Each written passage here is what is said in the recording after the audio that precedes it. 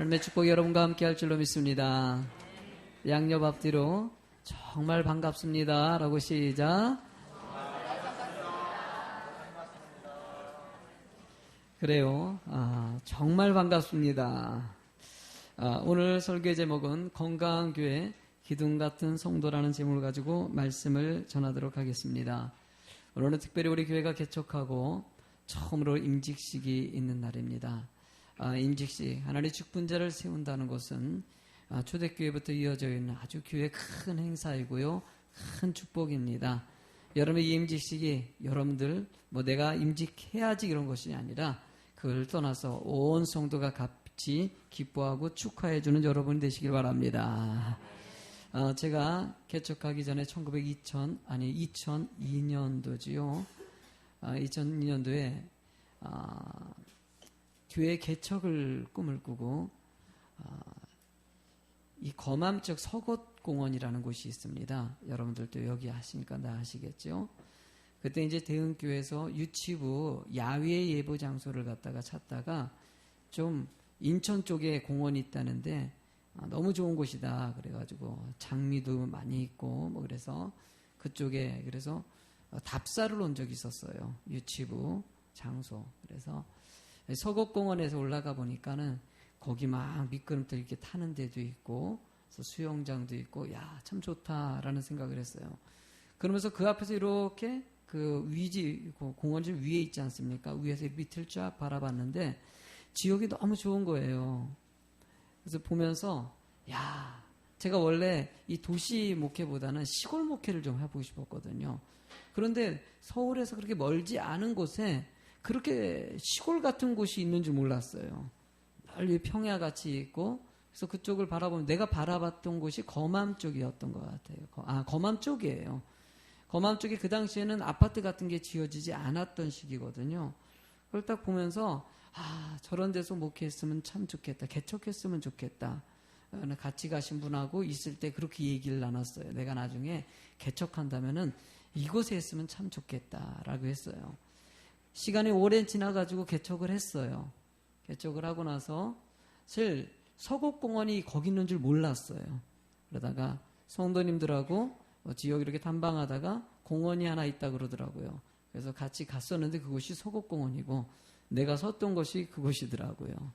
참 보면은 참 어떻게 이렇게 맞을 수 있을까라는 생각 가진데요. 하나님은 분명히 뜻이 계셔서 그렇게 진행한 줄로 저는 믿습니다. 근데 그 순간이 있을 때 그때 당시에 머릿속에 온통 개척의 꿈이었어요.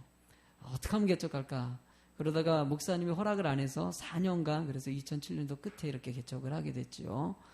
그만큼 이 머릿속에 내가 생각하는 교회, 성경에서 얘기하는 교회 모습. 그래서 그때부터 생각한 것이 하나님이 기뻐하는 교회, 성도가 행복한 교회. 여러분들 이 교회를 그때부터 꿈꾸고 그래서 인천 지역에서 하나님의 은혜 가운데 이렇게 개척을 해서 지금 8년째 맞이하게 됐지요.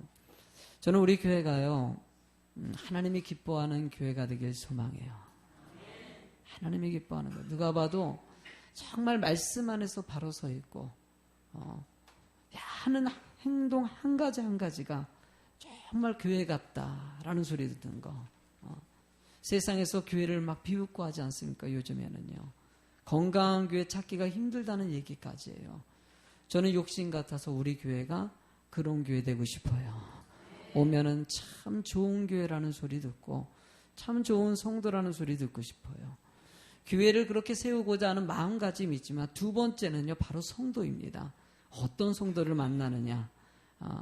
전도도 하고 여러 가지 뜻이 계셔서 만나게 하실 텐데 나한테는 어떤 분들을 만나게 될까라는 생각을 제일 많이 했죠.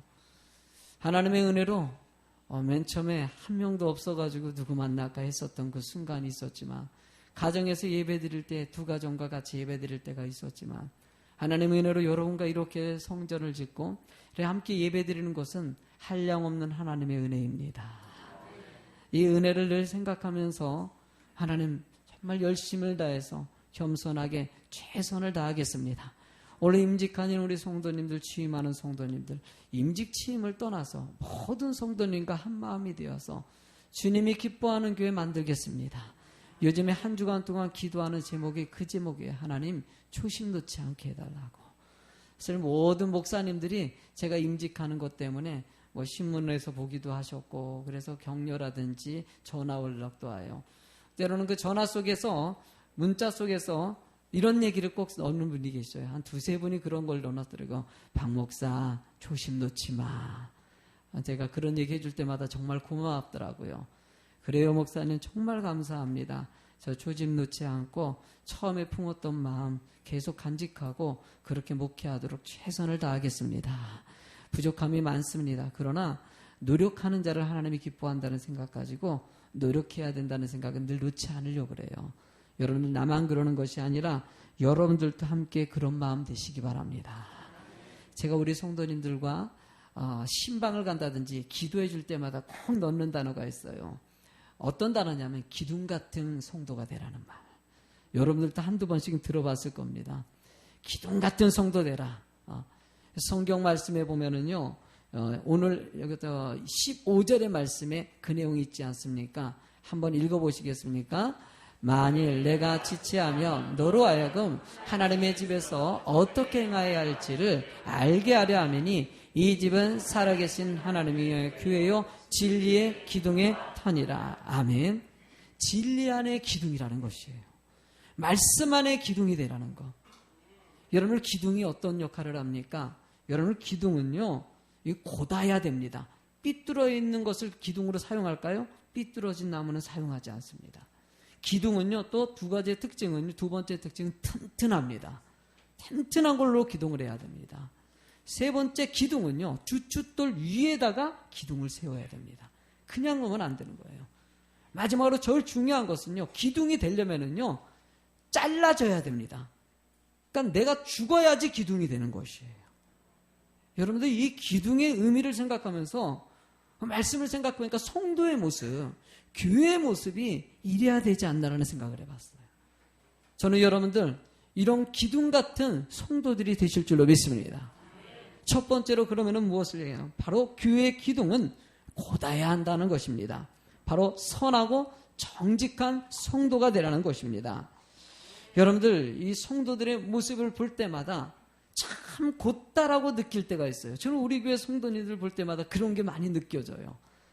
얘기하다 보면은 막 이런 삶을 사는 것을 보면은 참 곧다, 참 정직하다.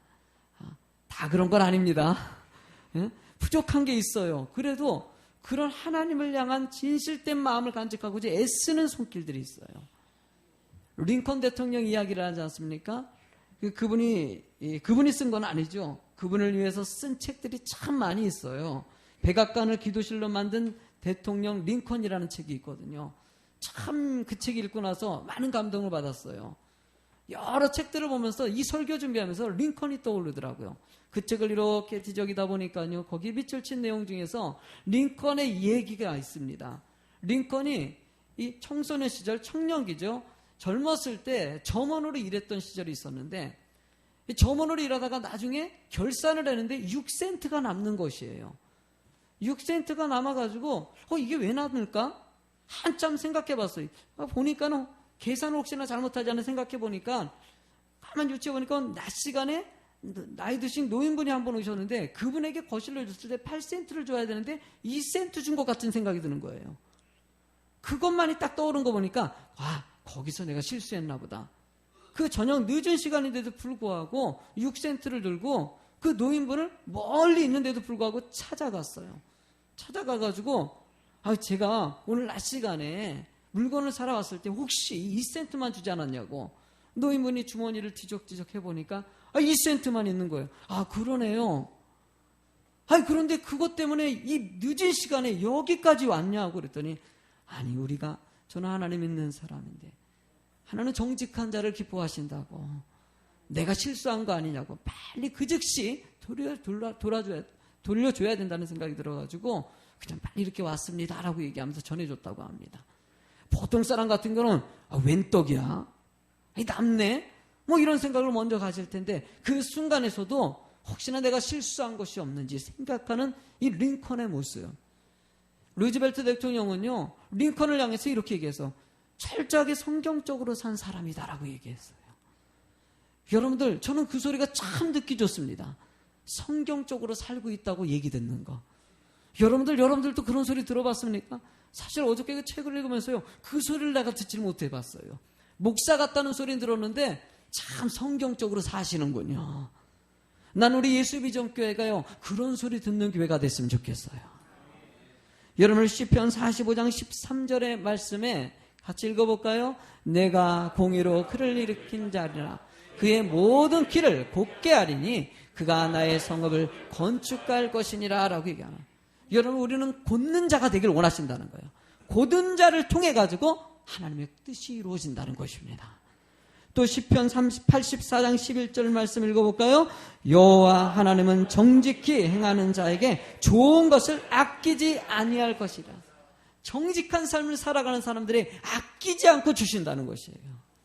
나는 여러분들 정직히 행해서 하나님의 풍성한 은혜를 체험하는 성도가 되실 줄로 믿습니다. 하나님은 은혜를 주십니다. 어떤 분은 이런 얘기하면요, 목사님, 정직하게 안 하고 사기치고 못된 짓 해도요 주시던데요. 여러분들, 그게 유익한 것일까요? 그것은 올바른 것이 아니에요. 그걸 가지고 살아가는 그 자체가 불편하고요, 종국적으로 심판을 받기 때문에 그것은 올바른 것이 아니고 좋은 것이 될 수가 없는 것이고 주신 것이 아닐 수도 있다는 거예요. 하나님, 여러분 올바른 삶을 통해서 주신 은혜를 체험하는 자가 되길 원하셔요. 얼마나 큰 은혜입니까? 저는요, 농사를 하진 않았지만은요, 군생활 할 때는 모내기라든지 벼베기 할 때, 지금 모내기천 아닙니까? 요즘엔 기계로 착 하지만은요, 모내기 하고 나서 이게 나가서 일할 때 모내기를 막 하고 나서 그 찬 음식을 가져오지 않습니까?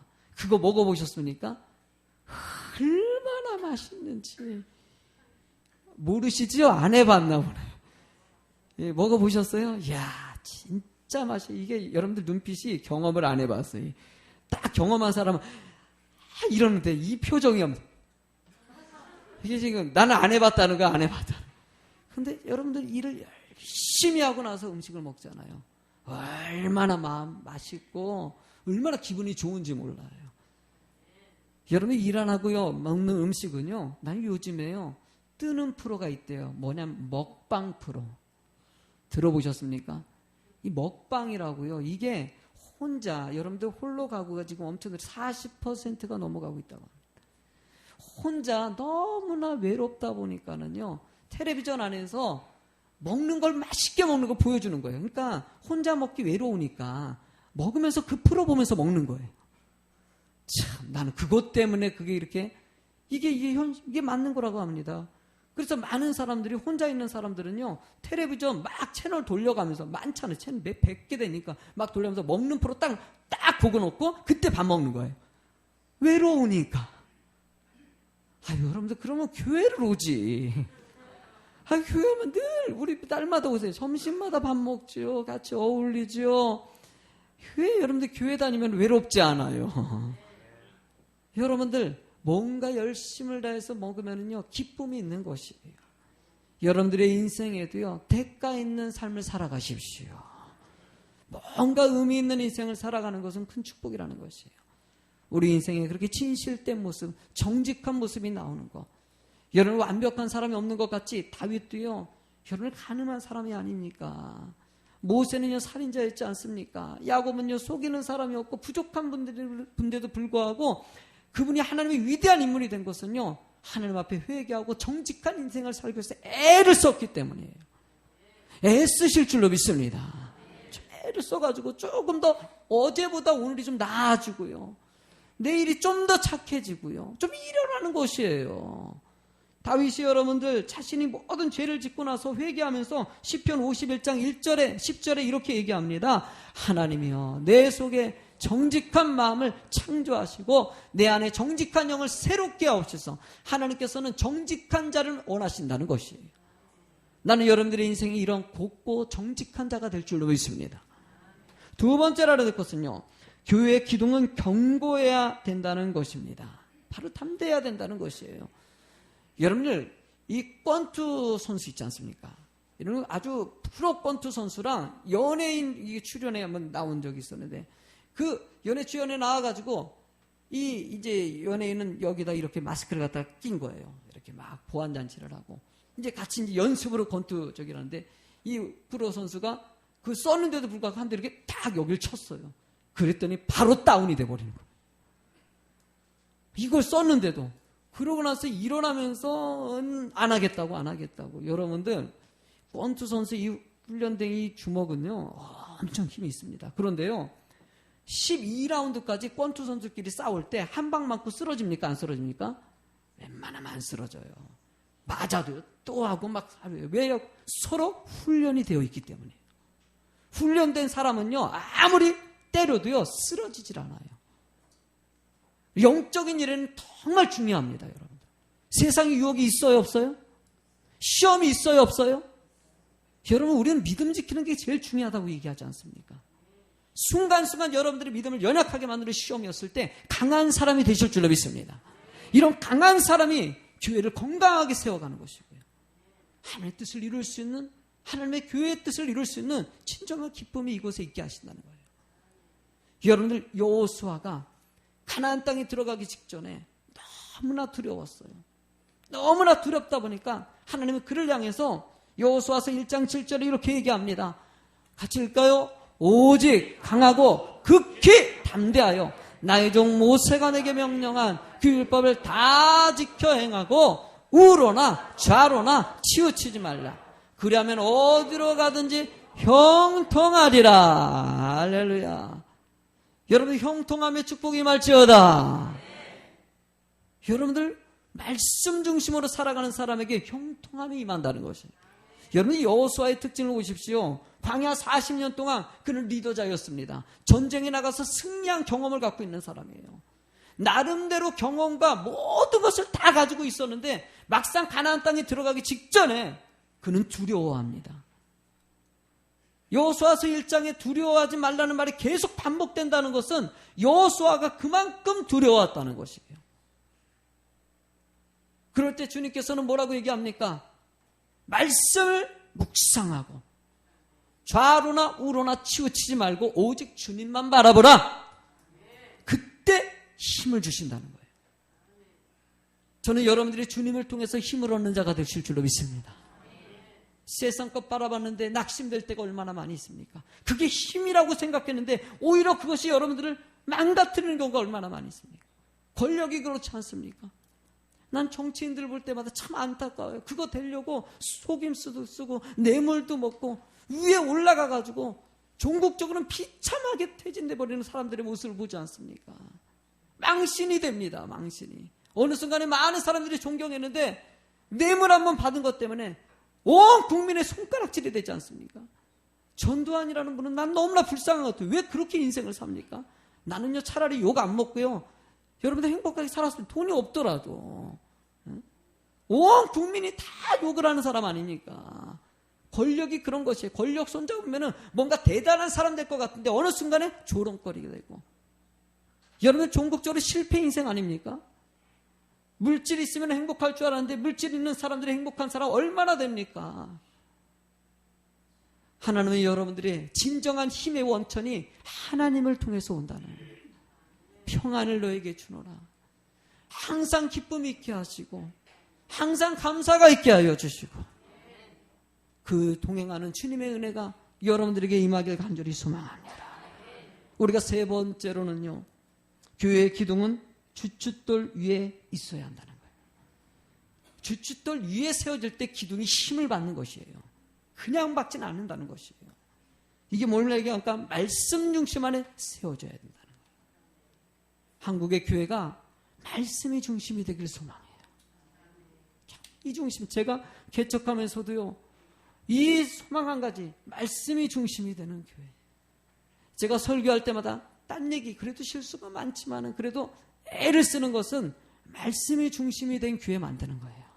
숫자를 떠나고 뭐 거대한 성전이 짓는 것이 중요한 것이 아니라 정말 숫자가 몇 명 안 돼도 좋으니까 정말 하나님의 말씀대로 살아가는 성도가 되길 원하는 거.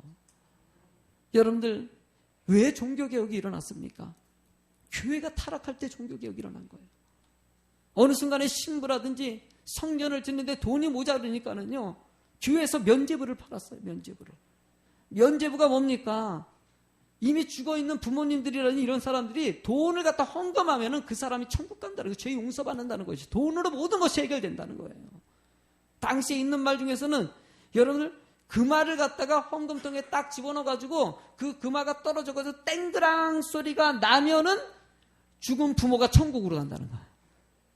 여러분들 이러니까는요, 불효자들이 어떻게 했습니까? 헌금하는 거예요. 여러분들 그 돈으로 세워진 것이 이 바티칸 시국이에요, 여러분들. 성지 순례를 가다 보면은요, 이 성지가 아닌데 가는 곳이 있어요. 바티칸 시국이에요. 거기 들어가려면은요, 여러분들 최소한 4시간에서 5시간, 6시간 기다려야 되는 곳이에요. 그리고 오랜 시간 기다리고 이게 한 나라입니다. 이제 종교가 나라가 돼버렸어요, 여러분들. 응? 세상에서 제일 작은 나라가 저 바티칸 시국입니다. 수도가 바티칸 시티고요. 여러분이 원수 있잖아요. 대통령이 누구냐면은 교황입니다. 여러분들 어마어마한 돈이 있어요, 이 안에요. 여러분 이런 어마어마한 검증을 하고 이렇게 많은 돈을 이러니까 교회가 썩다 보니까 종교개혁이 일어난 것이에요. 말도 안 되는 일들이 이런 진행되는 이 상황 가운데 하나님 우리들에게 지금 이 순간에 우리 교회에게 뭘 얘기하겠습니까? 어느 순간에 교회도요, 외적인 거 바라보지 않습니까? 형식적인 거에 치우쳐 있는 우리들의 모습이 얼마나 많이 있습니까? 하나님 여러분들이 좀 겸손한 자가 되길 원하시고요. 좀 기도하는 자가 되길 원하시고요. 왜 기도하지 않습니까? 왜 말씀을 보지 않습니까? 좀 말씀을 좀 보자는 것이에요. 다른 데 너무나 바빠요. 이 일 해야 되고 저 일 해야 되고 예배는 너무나 점점 멀어지고요. 이런 상황이 어느 순간에 이 한국의 교회에 종교개혁이 일어나야 된다는 얘기까지 나오고 있습니다. 이런 마음에 성지순례를 가면은요, 꼭 들리는 장소가 또 하나 있어요. 바울 사도가 순교한 장소입니다.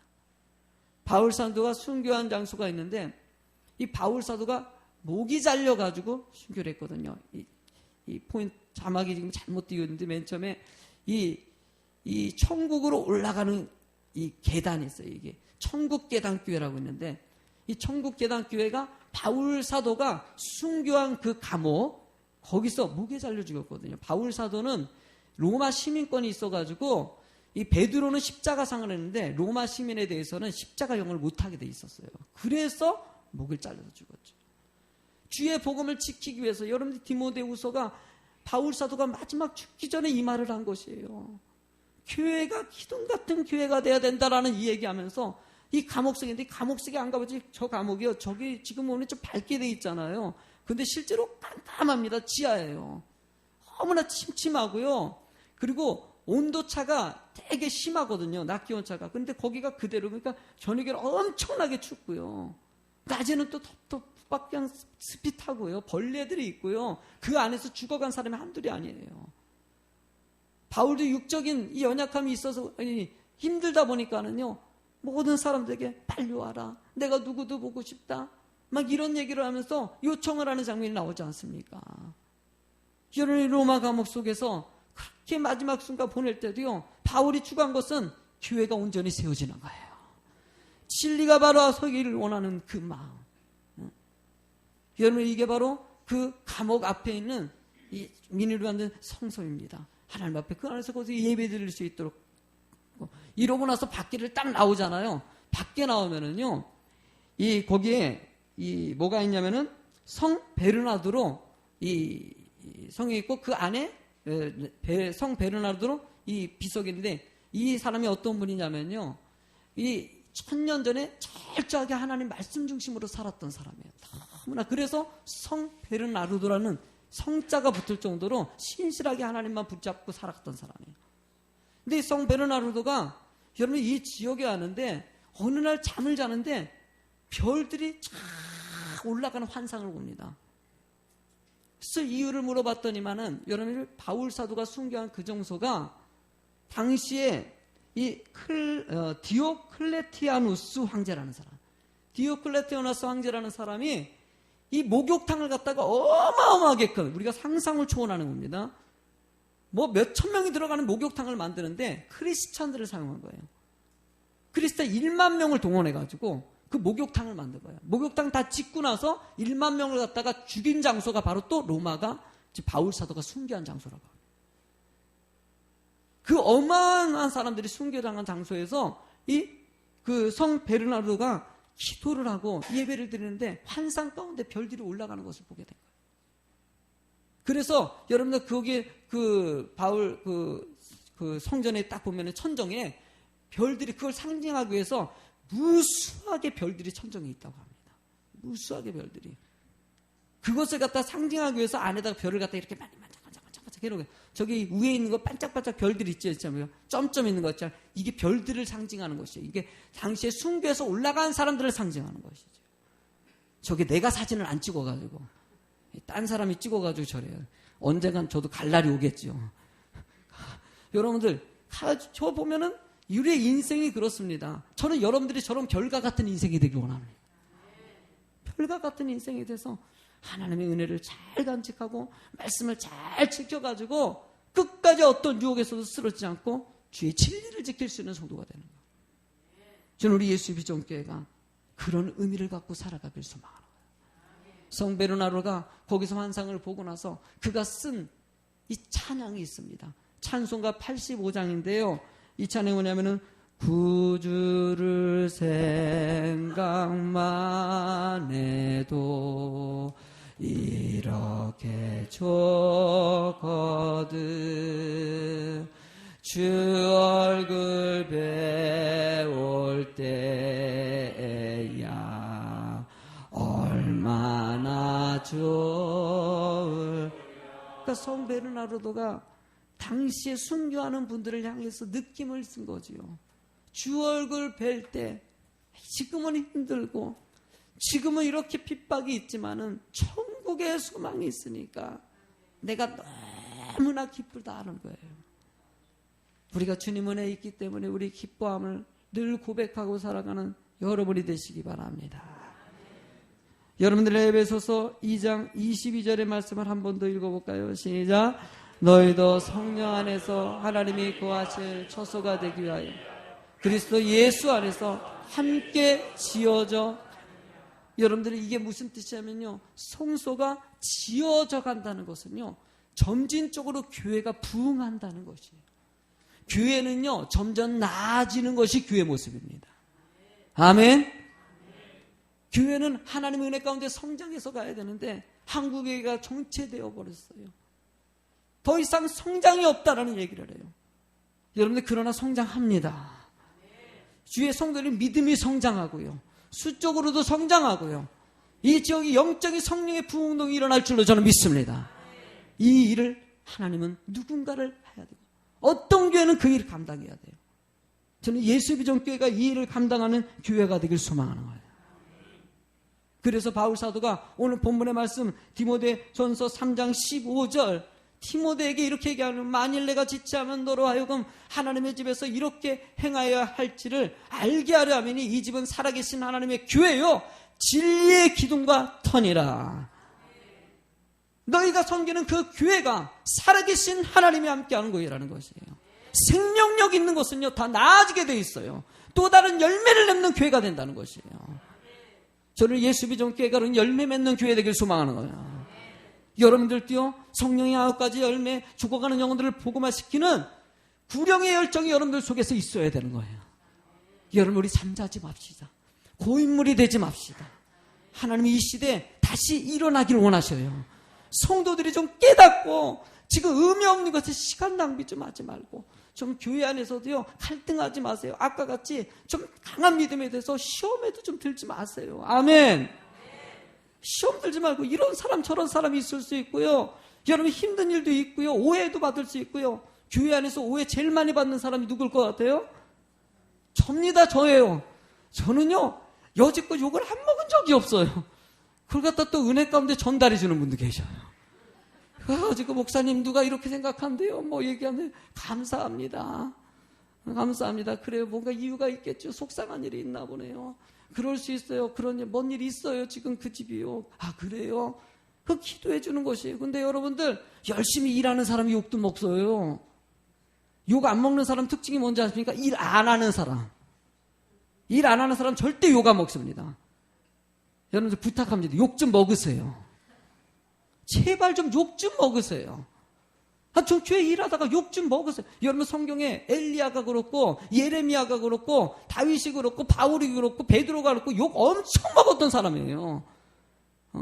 욕은요 말을 필요 없이 어마어마하게 욕 먹은 분들이에요. 그걸 생각하면은요 욕 먹을 때마다 은혜가 돼요.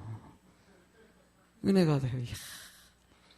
물론 이게 자기가 잘못해서 그런 것도 있고 잘못한 건 고치면 되는 것이고 오해하면은 여러분들 넓은 마음으로 수용하면 되는 것이고요. 교회는요 이런 공동체가 돼야 하는 것이에요.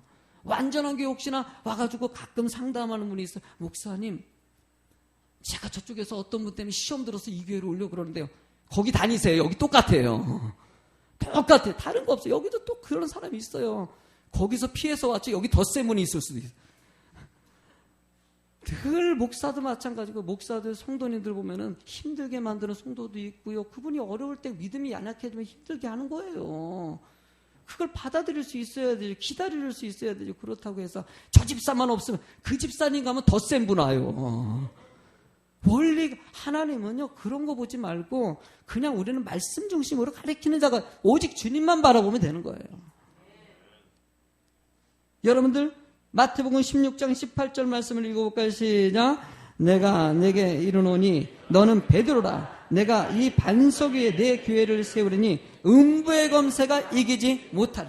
우리를 분열하게 만드는 거, 악한 세력들이 우리를 갖다 파멸시키는 모든 악한 것들이 든든하게 세워진 말씀 안에 세워진 교회는 절대 틈타지 못한다. 아멘? 걱정하지 마세요. 주님만 바라보세요. 근심 걱정 염려 다 깔끔하게 사라집니다. 마지막 네 번째 같이 읽어볼까? 시작. 교회의 기둥은 자기를 부인해야 합니다. 내려놓으시기 바랍니다. 여러분들 기둥이 되려면 잘라줘야 됩니다. 잘라줘야 돼요. 내가 죽어야지 기둥이 되는 거예요. 죽지 않으면 기둥 될 수 있어요? 없어요? 나 기둥 되기 싫어요. 안 잘릴래요. 그러면 절대 기둥 되지 못하는 거예요. 내가 죽으면은요 멋진 집에 기둥이 되는 것 같이 내 인생의 모든 것을 주님께 맡겼을 때 여러분들에게 영생의 축복이 오고요. 삶의 진정한 기쁨이 올 수 있다는 것이에요. 여러분들 살아봐서 알지 않습니까? 나름대로 애써봐지 않았습니까? 이렇게 애써보고 결혼도 해보고 사업도 해보고 직장도 다녀보고 꿈도 꿔봤는데 한계를 느끼지 않습니까? 하나님 말씀 안에 섰을 때 진정한 삶의 방향성을 알게 하시고요. 은혜를 체험하게 하시는 거예요. 여러분들 마태복음 16장 24절에 예수님께서는 제자들을 향해서 이렇게 얘기합니다. 아무든지 나를 따라오려고는 자기를 부인하고 자기 십자가를 지고 나를 쫓아라. 내 자신을 부인하라는 것이에요. 내가 가지고 있는 지식, 경험, 내 생각들을 다 내려놓고 그냥 주님의 말씀만 붙잡고 순종하면서 따라오라는 것이에요. 여러분들 제자들의 모습이 그렇지 않습니까? 나를 따르라. 사람 나는 어부가 되리라. 아멘. 딱 오지 않습니까? 바울 사도는요. 예수님 영접하고 나서 이 로마 시민권 가지고 있고요. 지식이 어마어마하지 않습니까? 지금 단 서울대 출신인데도 이 모든 것을 배설물로 여겼다고 얘기하지 않습니까? 그것이 의미 없다는 것이에요. 하나님의 말씀대로 살아가는 게 좋다는 것이에요. 우리 말씀이 최고라고 느낄 수 있는 성도가 되시기 바랍니다. 그래 말씀대로 살면 이것이 최고다. 아멘 아멘. 아멘 아멘. 마지막으로 너무 중요한 말씀 같이 읽고 마무리하겠습니다. 시작.